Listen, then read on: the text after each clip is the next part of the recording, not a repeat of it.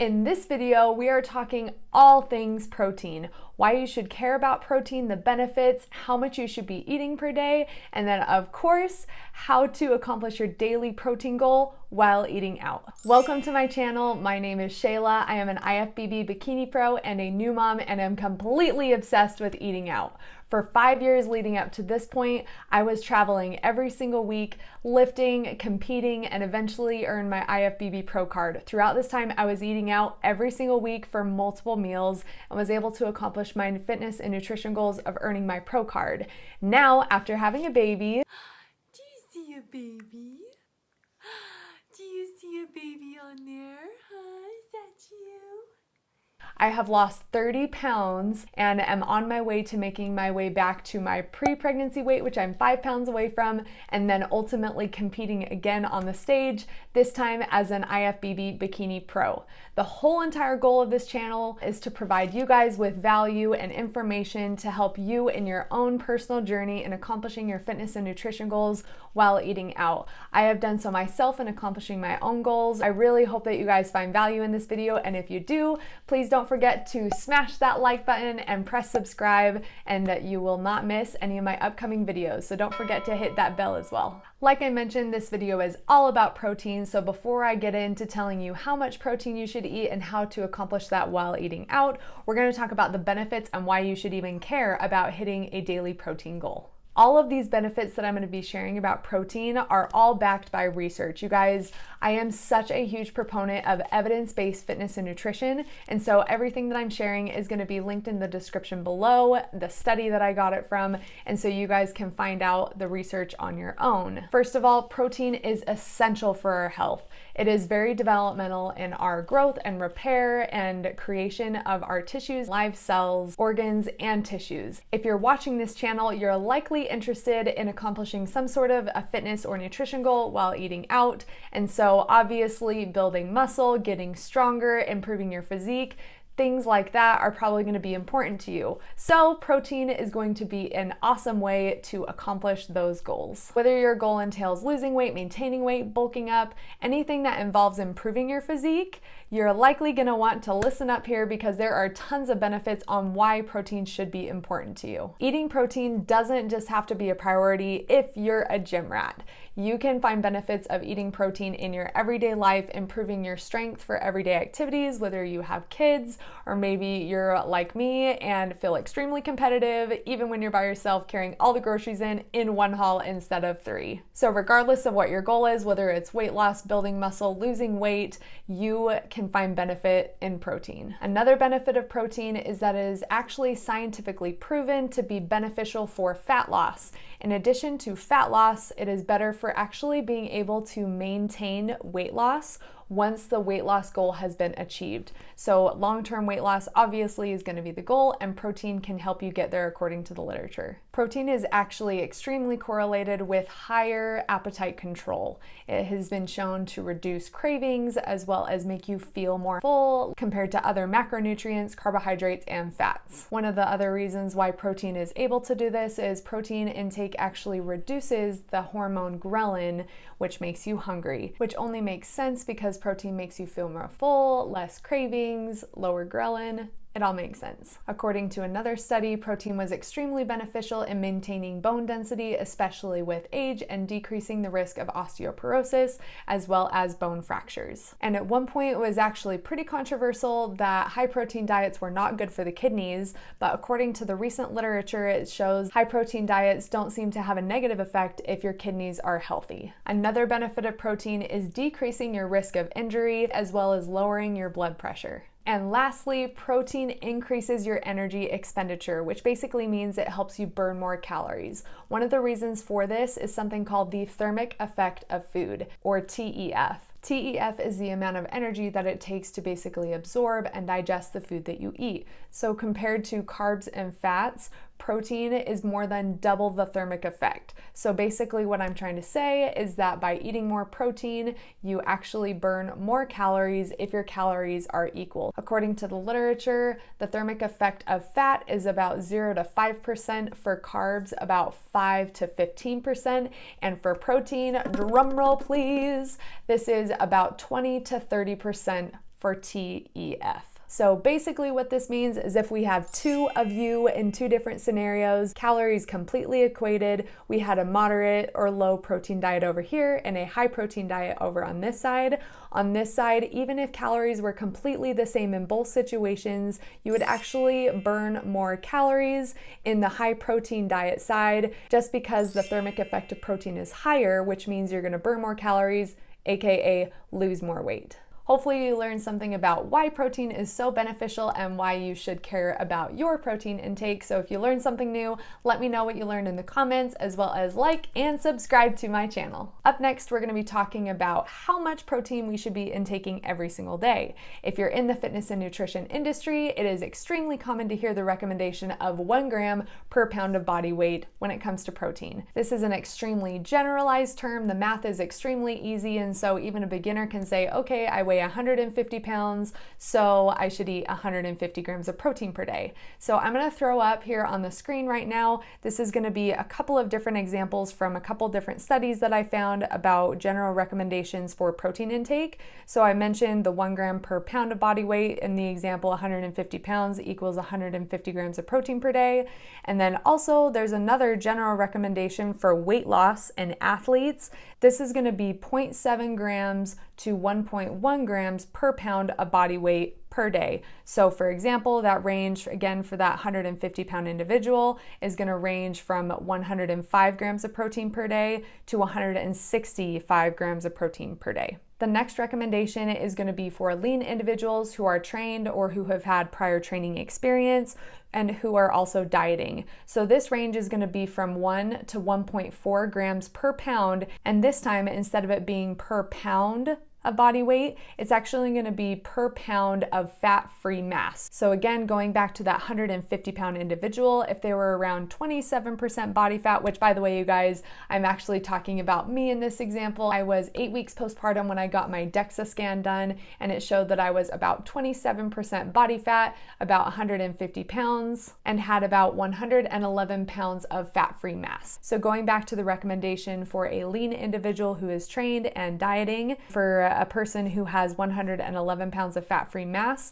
the range would go from 111 grams per day to 155.4 grams of protein per day. So there's lots of different recommendations out there according to the literature. As you can see, it's not super different from that 1 gram per pound. So if you want to just go off of the easy math, that would be a pretty simple way to gauge about how much protein you're going to be eating per day. However, the only problem that I see with that general recommendation is if you are a heavier individual and maybe have a higher percent body fat, we'll take somebody who is about 250 pounds and 35% body fat. It might not be super realistic to have that individual eating 250 grams of protein per day. That is likely overkill. So in that example, it might be better to use the fat-free mass example. So whichever recommendation you're going to be using, be sure to pay attention to whether it is grams per pound or grams per kilogram, and then also whether the recommendation is grams per pound of body weight or grams per pound of fat-free mass. Another consideration here, you guys, is if somebody is relatively new to training or they're new to getting into their nutrition and maybe they started tracking their intake or maybe even just being aware of how much protein they were eating, it might be extremely overwhelming to eat such a high amount of protein. I would recommend starting out small. So if we know that they're eating maybe 60 to 70 grams of protein per day and they maybe weigh 150 pounds, we don't want them to make that jump all the way up. That is going to be a shocker for the diet. It might be really overwhelming to try to find that much more protein to intake during the day. So I might shoot for, even at first, just hitting 100 grams of protein per day, maybe then bumping it up to 110 or 120. And before we move on, I wanted to make a little bit of a clarification about that range, depending on which recommendation you're going off of. I'm going to throw up something here on the screen here that's going to talk about the different ranges. A few reasons why I would recommend the lower range to somebody according to the literature is if they are planning on slow weight loss. We know from the literature that if we have slow weight loss, we are less likely to lose muscle. Next is going to be if you're consuming high quality protein. This is going to be like meats or whey protein. This has been shown in the literature specifically toward muscle protein synthesis, that those types of high quality protein is going to be better for sparing as well as building muscle. Another thing is going to be the optimal protein timing and distribution. And then the last one is a little bit controversial when it comes to having having a low or high total caloric intake. It's kind of inconclusive. I've seen lots of different literature and research done on both ends, where if you're in a calorie deficit, we're gonna give more protein to the individual because we want to spare and maintain as much muscle as possible. Whereas also if you're in an off season or you're bulking, you might increase your protein because you have more calories to work with. So in this case, it is a little bit inconclusive. Going back to the higher range now, the literature would recommend for faster fat loss being on the higher range of protein per day, and then also consuming more of a low quality protein, which for example might be like a plant-based protein, which is inferior to something like whey protein or meat for muscle protein synthesis. And then also if you're having more of a suboptimal protein timing and distribution throughout the day. Ultimately, what it comes down to is what you decide, what your nutritionist, your dietitian, your doctor, all of those considerations will play in for you and your body. So I hope that this information was valuable to helping you make your own decisions on how much protein you should be eating per day. Moving on to the next section about how we're gonna accomplish our protein goal and daily target while eating out. So I'll be completely honest, eating out and hitting your protein goal, it actually is a little bit easier or harder depending on which side of the coin you fall. So for example, it can be a little bit easier to hit your protein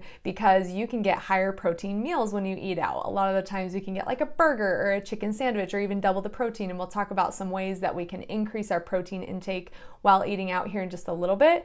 But at the same time, what comes with eating out is higher calories. And so if you're on a calorie budget, which is your total amount of calories that you want to stick to during the day, eating a higher calorie meal that might be high in protein, it just makes it a little bit harder for you to hit your overall calorie goal in your other meals of the day. It can also be a little bit difficult to hit your protein if you're going out for dessert or maybe having some alcohol or high calorie drinks and things that don't really make you feel super full or are extremely dense in calories. So that can make it hard for you to hit your total calorie intake as well as your overall protein intake. Now for the tips on how you can accomplish your daily protein goal while eating out. Ordering extra meat. I don't know if any of you guys have been to Cafe Rio, but it always makes me super happy when you get some animated workers when you order extra meat and they say, extra meat! Also a tip on this, I feel like people usually give you more extra meat when you order it on the side.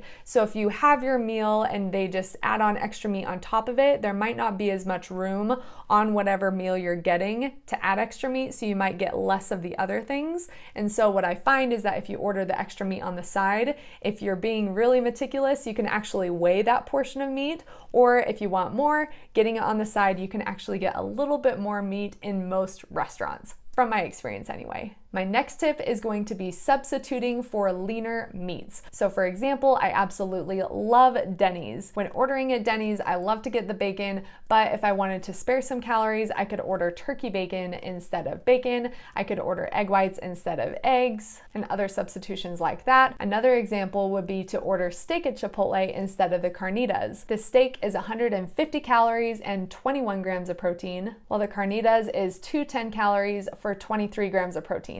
So we're just off by 2 grams of protein there, but we're sparing 60 calories by choosing that leaner type of meat. The next tip in helping you hit your protein goal while eating out is to get other sources of protein, not just from meat, but in different things like cheese, milk, eggs, beans, and also some types of grains actually are extremely high in protein. For example, a slice of wheat toast might give you 4 to 5 grams of protein versus like a white piece of bread that might give you a little bit less. In this example, if you're eating at a sandwich shop like Jimmy John's or maybe Firehouse Subs, you could ask for extra cheese or maybe even just get cheese to add on a little bit more protein to your meal. My last tip is keeping your daily protein goal in mind as you're eating throughout the day. Oftentimes I find that if we wait until the very end of the day and be like, oh, how many grams of protein have I eaten?